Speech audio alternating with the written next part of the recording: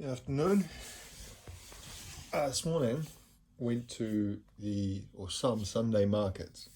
There's a few Sunday markets around the city, and this is one that I actually went to almost exactly a year ago. It was March 2023 was the last time I went. So me and my son went over on a Sunday morning, and it's kind of like I guess more of an old school market, and I think there's a rule that everything has to be secondhand because a lot of the markets nowadays they are a lot more how would you call them, upmarket,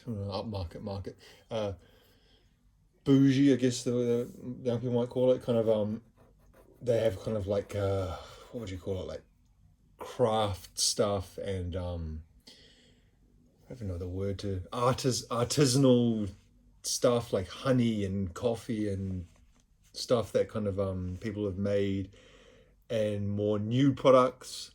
Whereas when I was a kid, it was more stuff was secondhand. You bought stuff from your house that you wanted to get rid of, and you sold it at the back of your car. That was what this kind of market is like. And there were actually a few places selling music and records. CDs and records. But I was with my son, and so didn't want to. I didn't want to be making him stand around too long because he was pretty patient with me in the first place. And the first place I went, I found quite a few good things. So I thought, well, that's enough. I don't need to be looking around all the other places. I'll come back by myself one day when he's not with me. Because I know when I was a kid, if I was with my parents and I was standing around looking at something, I would get pretty bored pretty quickly too. So anyway, so what did I find? These were all $2 each. The $2 each stall. And there were actually quite a few things there, other things that I was thinking about getting, but I didn't really want to spend over $10 in one day on CDs, so I limited it to 5 CDs. So what did I get? First one here, Warning album by Green Day. This was the one that came out after Nimrod. Would have been about the year 2000. Is that blurry or is that the CD? No. I can't see the year there. Oh yeah, 2000. It's just down there on reprise. So this is that period between, where they had the mega success with Dookie in '94, and then they kind of they released Insomniac, Nimrod, and then this, and then I think the album after this was American Idiot. I don't think there was anything between Warning and American Idiot, and American Idiot was huge again, so they kind of had this lull in between Dookie and American Idiot. The songs I've heard on this I've always kind of liked. I haven't heard the whole album, but haven't really seen it for sale before either, so I was quite surprised to see it, so I picked it up. $2, not bad, I reckon. It's got that song Minority. I haven't heard that for a long time. The condition of these looked fine.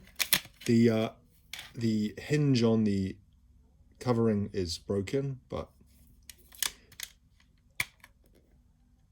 for $2, that's not bad, I reckon. Because like I said, it's not the kind of thing you see a lot. The thing you do see a lot of Green Day is American Idiot. That album you see in secondhand stores a lot. I already have it. I think I bought it twice by accident because I didn't know. I forgot I actually had it. Anyway, I'll show you the second one, just to keep on the Green Day theme, is Dookie, which I've owned a few times in my life. The first time I owned this was in the 90s on cassette. Now, I've talked about Green Day before, and actually I've said that I wasn't actually really the biggest fan of Green Day at the time. The time of, hang on, the light, that's better. At the time, when they were huge in the mid-90s with Dookie, they were really popular in my age group. But I never really liked them that much. Subsequently, I've come to kind of appreciate this album more. But I owned it on cassette at the time, but I remember thinking, why did I buy this? I didn't really like it. And then I owned it on secondhand CD again in the 2000s. So I've owned it at least twice before, so this may be my third copy. So this was kind of like where they blew up. I think they had a couple of albums before this, like Kaplunk. What was that label they're on? They're on an independent label. Can't remember what was it called. And then who did they sign with? They signed with, was that Reprise? Is that Reprise? Pretty sure it is. And they had a pretty big hit with this album. I'm pretty sure they sold like 10 million albums or something crazy with this. Always really liked the song on this, Welcome to Paradise. Fun to play on guitar as well, like a really simple kind of power chord punk song, which most of their songs are. Some power chord songs, like when I say power chord songs, I mean songs that only use power chords from start to end. Some power chord songs are kind of boring, but some, for some reason, are just fun to play. I don't know, there's the chord progressions, maybe, it just kind of feels fun. And that song, Welcome to Paradise, I've always loved playing that song on guitar. Also in good condition, you saw that there when I opened it, the cover hinge kind of went past 180 degrees. Well, it's not doing it now. That kind of went boom, down. Like, I don't know why it would do that, but I guess it's kind of some kind of problem on the hinge. So 2 Green Day albums from their early mid-era. Now these 2 other things are something that I've always kind of been on the lookout for, but I would never expect to find, especially at secondhand.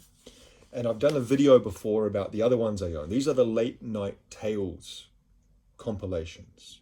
You've got Late Night Tales Jamiroquai on the left and another Late Night with Groove Armada on the right. And I did a video would have been about 6 months ago probably, or 9 months, on the Air and Röyksopp version of these. So the idea behind these is that a artist group is selected, and they put together a compilation of about 15, 20 songs that they feel influential or they particularly like, and they list them and they put them out on a compilation. And usually compilations are not something that are, worth the while to go out of the way for, but the reason I like these is that they always tend to be very eclectic and very, I don't know, kind of introduced me to a lot of artists that I knew of but maybe didn't really listen to before. So I didn't even look at the track listings on these. That's how much faith I have in the Late Night Tales series. Now, I did notice that there was no track listing on the back, but let's have a look and see what we've got here.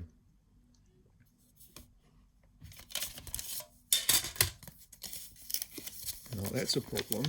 These have kind of been water damaged a little bit because they're sticky. So you can see it's ripping as I'm trying to open it in just one little spot. That which usually means that water has dropped and dried on it. And it kind of, for some reason, sticks together like glue almost. Guys, there's no track listing at all. So here are some of the other, why is this so blurry today? Some of the other compilations.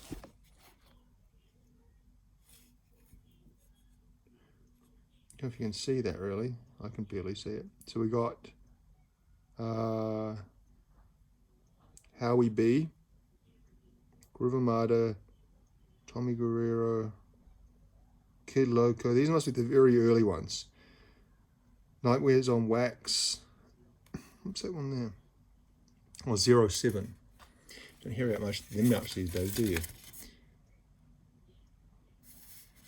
Touring Breaks. Okay, here we go. We've got the Pointer Sisters, Commodores, Rufus and Shaka Khan, Johnny Hammond, Ramsey Lewis, Leon West. So a lot of these I've never heard of. Sister Sledge, I've heard of them. Jose Feliciano.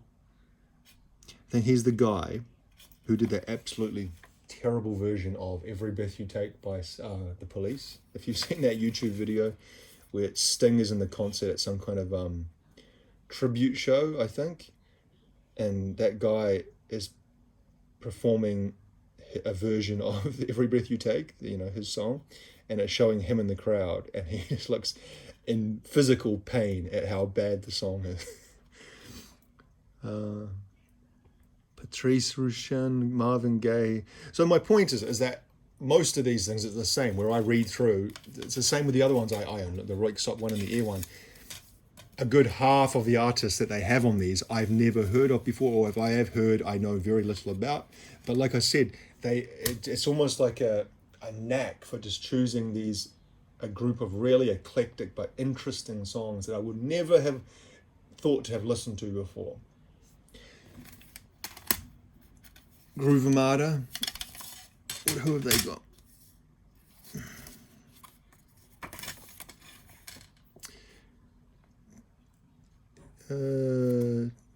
Open Door, Cleaner, Jiru, the Jarama, Roy Ayers. I know Roy Ayers. Metro Area 4. I've never heard of most of these.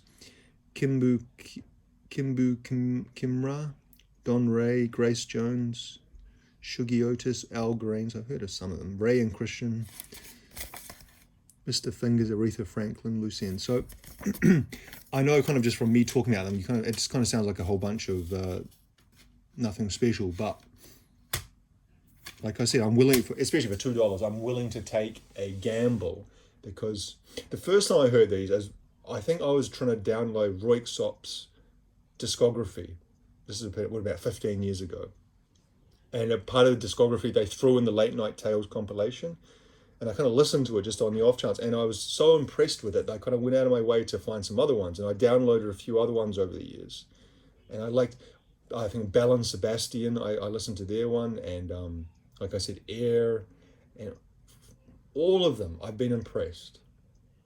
And so if I see them, I'm going to buy them. Lastly, at the market, something I never thought I'd find. And I was something that I've been kind of looking for since it came out, which I think it came out in about 2010. I have a burned copy of this, as in I have a friend and she discovered this album and she burnt a copy for me, and I kind of fell in love with this album in 2010, 2011, 2010. And it's PJ Harvey's Let England Shake. Now, PJ Harvey is an artist who I'm a bit, what's the word? I don't even know the word to describe it. Where it's a name that I know, and I've heard songs throughout her career, from the early mid-90s through to today, where some of the songs I'll just be like, oh yeah, okay, and think nothing of, and then others I'll think, well, that's a great song. And I also own some other albums by her that I've got secondhand over the years. I think White Chalk, I'm trying to look beside me as I'm talking, White Chalk, and there's one more that I own of hers, and I can't remember off the top of my head. Can't see it right now. Anyway, but this album kind of stands apart, that I think this is like a brilliant album. She wrote this from memory, about researching a little bit about it. She wrote this about British involvement in war over its history, or at least over the last 200 years, like especially World War I, World War II, and the more recent, I guess, broadly, War on Terror, the British involvement in Afghanistan and Iraq. And so the songs are about kind of soldiers' points of view and feelings in those wars. I'm probably not doing it justice as to what exactly was written and why. You probably could research more. But a lot of the songs do have a kind of theme of early 20th century, late 19th century England. That kind of pre-World War I into war period. A lot of that kind of reminds me of that. And also I think the theme of Englishness. I'm not really qualified to really talk about this because I'm not English and I don't really know a lot about I've been to England and I have a lot of English friends. I worked with a lot of English people, British people, I guess more broadly. And if if this was closer to the time that I first read about this and researched about it, I'd be able to talk about it more. But just those themes that I've mentioned kind of come up again and again. My favorite songs on this, I feel like I should do a video by itself for this album, and I might do that actually because it is such a brilliant album and it's such an important album for me that it does deserve its own video. But just quickly now, my favorite songs on this: "The Last Living Rose," song 2, "The Words That Maketh Murder," song 4, especially love that song. 7, "England," and the last song, "The Color of the Earth," which is explicitly about soldiers fighting, as she says, or I think her writing. I think it's who does she write with? Is it Mick Harvey? Yeah, Mick Harvey, who was in the Bad Seeds or the Birthday Party with Nick Cave. Was he in the Bad Seeds? He was certainly in the Birthday Party. So she works together with Mick Harvey, John Parrish, and someone else. Like I said, I'll do another video about this. But anyway, that last song, "The Color of the Earth," is about soldiers fighting in the Anzac Trench. If you don't know the Anzacs, Anzac is Australian New Zealand Army Corps. The Australians and New Zealand soldiers joined in a combined, what do you call it, unit in the First World War, World War One, and they fought especially in Gallipoli, in Turkey.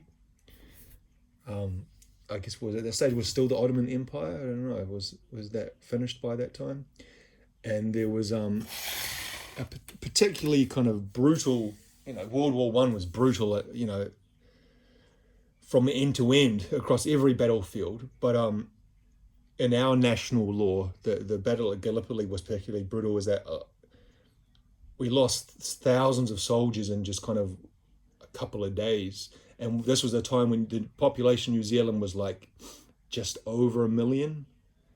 And like it was like a pretty large percentage of, like, if you took all the men of fighting age at that time in New Zealand and the ones who died, it was like a pretty big chunk of our population died during that battle in Gallipoli. And that song was about that, about the guys talking about his friend who went across into no man's land and died and was shouting out, because a lot of that's what happened in those trench warfare battles, that they went over the top and charged the lines and got, mown down by machine guns. But they didn't necessarily die immediately. They would be stuck out there in no man's land between the trenches, and people couldn't come and rescue them. And their friends would hear them screaming for like sometimes days, not being out to go and save them, or they'd like bleed to death or whatever else, which is pretty awful, but I guess that's the reality of war. So yeah, very happy to have that album there. Not something, when I went out this morning, I didn't anticipate being able to find this album. Kind of an album that's one of my favorites of the last kind of 10, 15 years. Anyway, yeah, just a quick look there at some things I picked up at a market. If I had looked more, if I had more time to look, I probably could have found double that amount. But like I said, I didn't really want to spend much more than $10, so I'm got to be content with what I got there. Five pretty good albums. Anyway, thank you for watching.